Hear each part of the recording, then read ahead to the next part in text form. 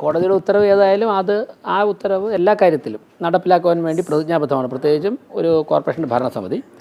കോടതി പറയുന്ന എന്താണ്, ആ ഉത്തരവ് കയ്യിൽ കിട്ടിയിട്ടില്ല. മാധ്യമ വാർത്തകൾ അതോടൊപ്പം തന്നെ അഭിഭാഷകനായിട്ട് ഫോണിൽ സംസാരിക്കാൻ മാത്രമേ സാധിച്ചിട്ടുള്ളൂ. ആ ഉത്തരവ് ഏതാണെന്ന് നോക്കിയിട്ട് അതനുസരിച്ച് കൃത്യമായിട്ട് അതനുസരിക്കും, നടപ്പിലാക്കും. ഒരു പ്രധാനപ്പെട്ട പ്രശ്നം എന്ന് പറയുന്നത് ഇപ്പോൾ കാപ്പ ബോർഡിൻ്റെ തീരുമാനം വന്നിട്ടുണ്ട്. അദ്ദേഹത്തിൻ്റെ കാപ്പ ചുമത്തി ശരിവച്ചിരിക്കുകയാണ്. അത് ഇന്നലെ അത് ചലഞ്ച് ചെയ്യാൻ ഉദ്ദേശിക്കുന്നുണ്ട്. എന്താണ് അതുമായി ബന്ധപ്പെട്ട് ഇനി എങ്ങനെയാണ് ഇനി മുന്നോട്ട് പോകാൻ? അല്ല, അക്കാര്യങ്ങളൊക്കെ തന്നെ അദ്ദേഹത്തിൻ്റെ കൗൺസിലറുടെ അഭിഭാഷകരുമായിട്ട് സംസാരിച്ചിട്ട് അക്കാര്യങ്ങൾ അവർ തീരുമാനിക്കുന്നുണ്ട്. അത് ഫയൽ ചെയ്യേണ്ടത് കൗൺസിലറാണ്. ഇപ്പോൾ നിലവിൽ കോർപ്പറേഷന് മുമ്പാകെ ഉള്ളത് ഒരു കൗൺസിലർ സത്യപ്രതിജ്ഞ ചെയ്തതിൽ വീണ്ടും സത്യപ്രതിജ്ഞ ചെയ്യണമെന്ന് കോടതി പറഞ്ഞിട്ടുണ്ട്. അതിൽ ബഹുമാനപ്പെട്ട കോടതി നാളെ രാവിലെ 11 മണിക്ക് അദ്ദേഹം ഇപ്പോൾ ഉള്ള സ്ഥലം, അതായത് വിയ്യൂർ സെൻട്രൽ ജയിലിൽ സൂപ്രണ്ടിൻ്റെ റൂമിൽ വെച്ച് സത്യപ്രതിജ്ഞ ചെയ്യണമെന്നാണ് പറഞ്ഞിട്ടുള്ളത്. ആ ഉത്തരവ് കയ്യിൽ കെട്ടിയതിന് ശേഷം ഞങ്ങൾ അതിൻ്റെ നടപടികൾ സ്വീകരിക്കും, കോർപ്പറേഷൻ സ്വീകരിക്കും. നിലവിൽ സത്യപ്രതിജ്ഞ മാത്രമല്ല, ഇപ്പോൾ 2 കൗൺസിൽ യോഗങ്ങളിൽ സുഗതൻ പങ്കെടുത്തിട്ടില്ല.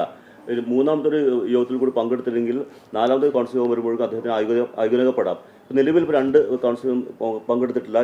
ഈ അടുത്ത കൗൺസിൽ യോഗം എന്നത്തേക്കാണ് നിശ്ചയിച്ചിരിക്കുന്നത്? അതുമായി ബന്ധപ്പെട്ട എന്താണ് ആലോചനകൾ? അല്ല, ഇവിടെ ആരും അയോഗ്യരൊന്നും ആകാൻ പോകുന്നില്ല. പിന്നെ കൗൺസിൽ യോഗം തീരുമാനിച്ചിട്ടില്ല. കൗൺസിൽ യോഗം തീരുമാനിക്കുന്നത് സ്വാഭാവികമായിട്ടും കോർപ്പറേഷനിൽ വരുന്ന അജണ്ടകളുടെ, സ്റ്റാൻഡിംഗ് കമ്മിറ്റികൾ വരുന്ന അജണ്ടകളുടെ അടിസ്ഥാനത്തിലാണ് സാധാരണ കൗൺസിൽ യോഗം തീരുമാനിക്കുന്നത്. അപ്പോൾ ഒരു കൗൺസിൽ യോഗം ചേരണം എന്നുള്ള തരത്തിലുള്ള അജണ്ടകൾ വരുമ്പോഴേക്കും കൗൺസിൽ യോഗത്തിൻ്റെ ഡേറ്റ് ഭരണസമിതി ആലോചിച്ച് തീരുമാനിക്കും. അടിയന്തര സാഹചര്യങ്ങൾ വരികയാണെന്നുണ്ടെങ്കിൽ പെട്ടെന്ന് തന്നെ കൗൺസിൽ യോഗം ചേരാറുണ്ട്. അങ്ങനെ ഒരു അടിയന്തര സാഹചര്യം ഒന്നും ഇപ്പോൾ വന്നിട്ടില്ല. എന്തായാലും ഈ മാസം കൗൺസിൽ യോഗം ഉണ്ടാകും, തീർച്ചയായിട്ടും അതുണ്ടാകും. സുഗതനെ സത്യപ്രതിജ്ഞ ചെയ്യിക്കാൻ സമ്മതിക്കില്ല എന്നുള്ളതാണ് പ്രതിപക്ഷം പറഞ്ഞു വരുന്നത്. അപ്പോൾ വിധി ഇപ്പോൾ വന്നിരിക്കുന്നു, നാളെ രാവിലെ 11 മണിക്ക് സത്യപ്രതിജ്ഞ. ഇങ്ങനെ കാണുന്നു, പ്രതിപക്ഷത്തിന് എന്താണ് മറുപടി? അങ്ങനെയൊക്കെ വിചാരിച്ചാൽ സാധിക്കുമോ? ഒരാളുടെ ജനാധിപത്യ അവകാശത്തെയൊക്കെ തന്നെ തടയാൻ വേണ്ടി സാധിക്കുമോ? എനിക്ക് തോന്നുന്നത് നിയമത്തിൽ അങ്ങനെയും സാധിക്കില്ല. ഞങ്ങൾ ബഹുമാനപ്പെട്ട കോടതികൾ പറയുന്ന കാര്യവും അതോടൊപ്പം തന്നെ തെരഞ്ഞെടുപ്പ് കമ്മീഷൻ ഒക്കെ പറയുന്ന കാര്യങ്ങളനുസരിച്ചാണ് മുന്നോട്ട് പോകുന്നത്. ഈ ഭരണസമിതി 5 വർഷം അതുപോലെ തന്നെ ആയിരിക്കും പോകുന്നത്. താങ്കൾ പറഞ്ഞ ഈ മാസം അവസാനം കൗൺസിൽ യോഗം ഉണ്ടാകുമെന്ന്. ആ യോഗത്തിന് മുമ്പായിട്ട് ജാമ്യം ലഭിക്കുന്നതിനുള്ള നടപടികൾ ഉണ്ടാകുമോ? എന്താണ് അതുമായി ബന്ധപ്പെട്ടുള്ള ആലോചന? സ്വാഭാവികമായിട്ടും കസ്റ്റഡിയിൽ കിടക്കുന്ന അല്ലെങ്കിൽ ജയിലിൽ കിടക്കുന്ന ഒരു പ്രതി ജാമ്യം കിട്ടാൻ വേണ്ടി ഓരോ നിമിഷവും പരിശ്രമിച്ചുകൊണ്ടിരിക്കുമല്ലോ. കൗൺസിൽ യോഗം എന്തായാലും ഈ മാസം നല്ല രീതിയിൽ നടക്കും. പിന്നെ ഒരു കൗൺസിലറും അയോഗ്യനാകാൻ പോകുന്നില്ല. 101 കൗൺസിലർമാർ സത്യപ്രതിജ്ഞ ചെയ്തവർ 101 പേരും 5 വർഷം അതുപോലെ തന്നെ ഉണ്ടാവും. നിലവിൽ കാപ്പ ബോർഡിൻ്റെ ഈ തീരുമാനം ശരിവെച്ചത് ഇതുവരെ ചലഞ്ച് ചെയ്തിട്ടില്ല.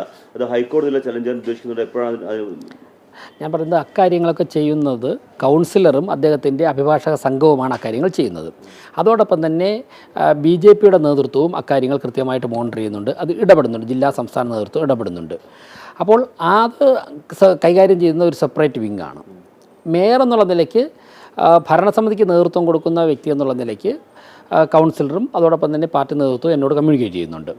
ഇപ്പോൾ ഞങ്ങൾക്ക് അഭിപ്രായം പറയാൻ വേണ്ടി എനിക്ക് ആധികാരികമായി പറയാൻ സാധിക്കുന്നത്, കൗൺസിലറുടെ സത്യപ്രതിജ്ഞയുമായി ബന്ധപ്പെട്ട് കോടതിയുടെ നിരീക്ഷണത്തിലുള്ള കാര്യങ്ങൾ, കോടതിയുടെ പരിഗണനയുള്ള കേസുകൾ, അതിൽ കോടതിയുടെ വിധി, അതിൽ കോർപ്പറേഷൻ എന്ത് നടപടി സ്വീകരിക്കും, എന്ത് നിലപാട് സ്വീകരിക്കും എന്നുള്ളതിനെക്കുറിച്ചാണ് ആധികാരികമായി എനിക്ക് പറയാനുള്ളത്.